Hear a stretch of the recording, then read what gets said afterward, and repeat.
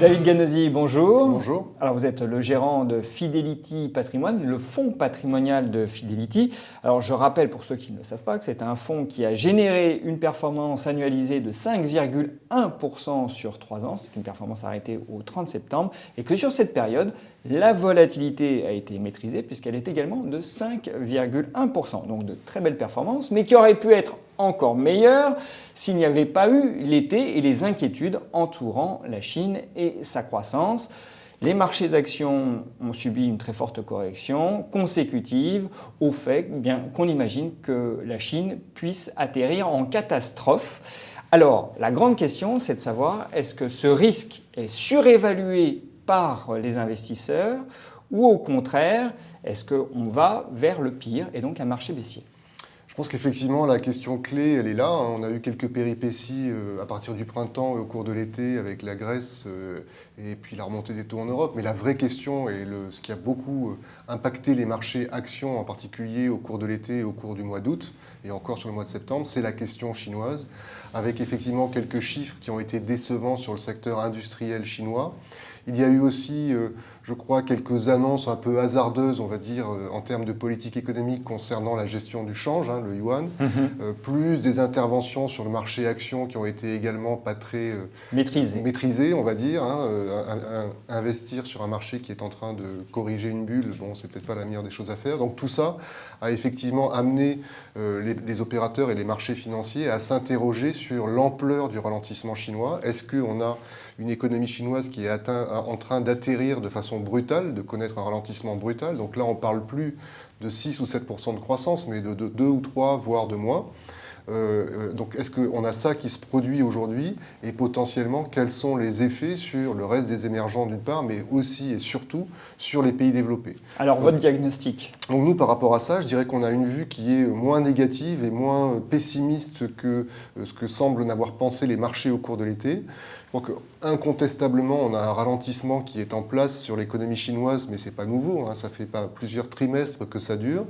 On a eu effectivement des chiffres un peu décevants sur le secteur manufacturier industriel, c'est le PMI du mois d'août en particulier qui a fait pas mal peur au marché.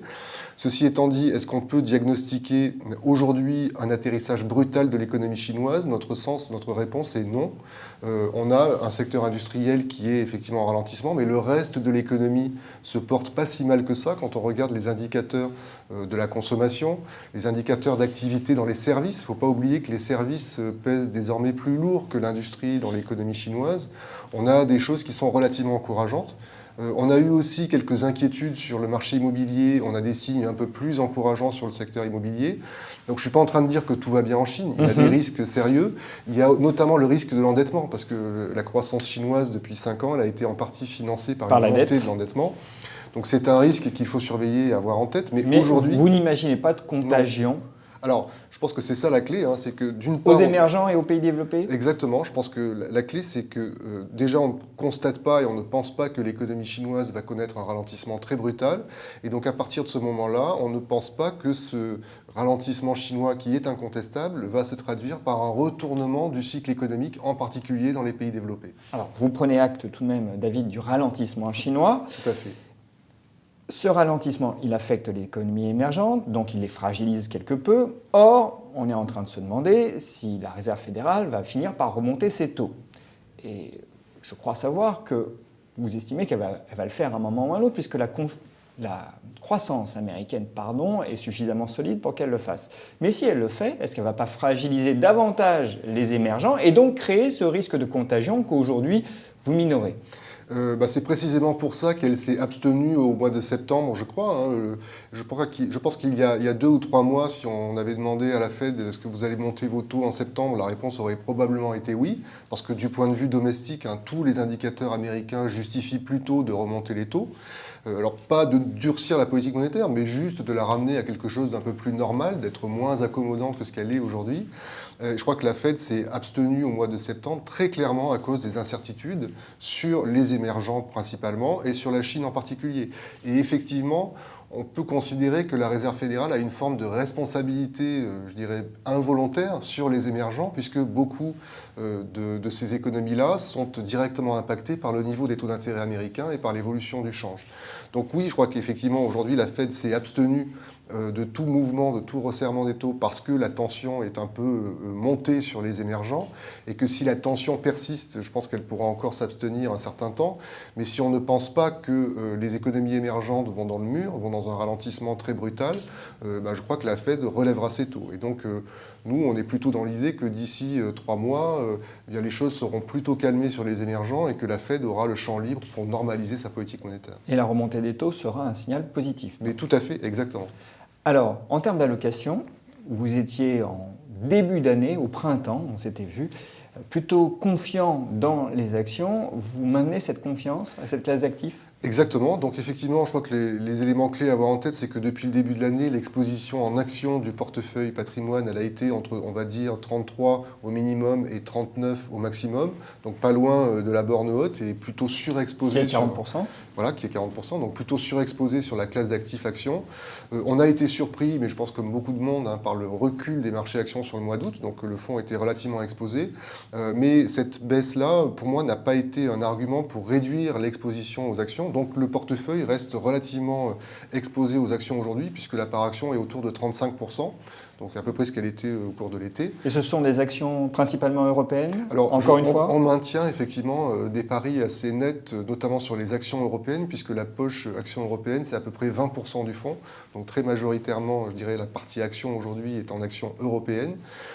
Simplement parce que l'Europe est en retard dans la reprise économique, dans le cycle de reprise économique, et que c'est là où on a plutôt du potentiel d'accélération par rapport aux États-Unis en particulier. Ceci étant dit, les États-Unis, c'est autour entre 9 et 10% du fonds, donc c'est quand même une partie non négligeable de la poche action. Oui, parce qu'on ne peut pas être absent du marché américain. Non, je crois que quand on a une exposition action, on a forcément un peu d'États-Unis. Mais priorité à l'Europe. Oui. Et du côté de l'obligataire ?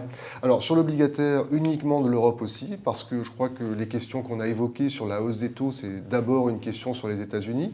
Je crois que l'Europe, on a une BCE qui essaye de prendre ses marques et ses distances vis-à-vis de la Réserve fédérale de façon très nette. Donc on a des signaux, je dirais, de façon très régulière de la part de M. Draghi pour nous dire que les hausses de taux, c'est pas pour tout de suite.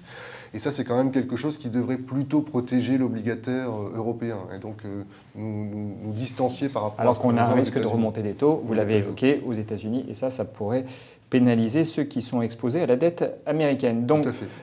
pour résumer, confiance donc dans les actions, l'obligataire, plutôt de l'obligataire zone euro, mais ça ne fait pas 100% du portefeuille. Non, ce qu'on trouve également effectivement dans le portefeuille du côté défensif, c'est un petit peu de cash, mais enfin il n'y en a pas beaucoup aujourd'hui parce que c'est ça qui finance la surexposition sur les actions, donc c'est autour de 4-5% de cash. Et on trouve aussi du côté des actifs dits risqués, donc les plus volatiles, des matières premières. Alors ça a été pénalisant depuis le début de l'année parce ça coûte à peu près un peu moins de 1% en termes de performance au fond. C'est pas dramatique non plus, mais ça coûte un petit peu. Moi je maintiens mon exposition sur les matières premières. Alors ça varie entre 0 et 20% au maximum. Est-ce que vous pensez qu'on a touché un point bas ? Je pense qu'on n'est plus très loin d'un point bas. On commence à avoir des ajustements en termes de capacité de production et d'offres qui sont extrêmement importants. Je pense que l'exemple du secteur pétrolier est un très bon exemple, où on voit des capacités se réduire de façon extrêmement marquée.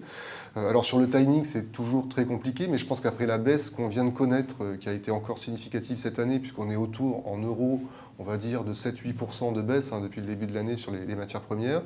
Je pense qu'on n'est plus très loin d'un point bas, sachant que derrière tout ça, il y a aussi ce scénario relativement confiant sur la croissance. C'est sûr que si la croissance bascule du côté négatif vers une récession, on peut avoir de nouvelles baisses sur les matières premières, mais ce n'est pas notre scénario. Donc positif sur les actions et plus neutre sur les matières premières, mais pas négatif du tout. David, merci. Merci.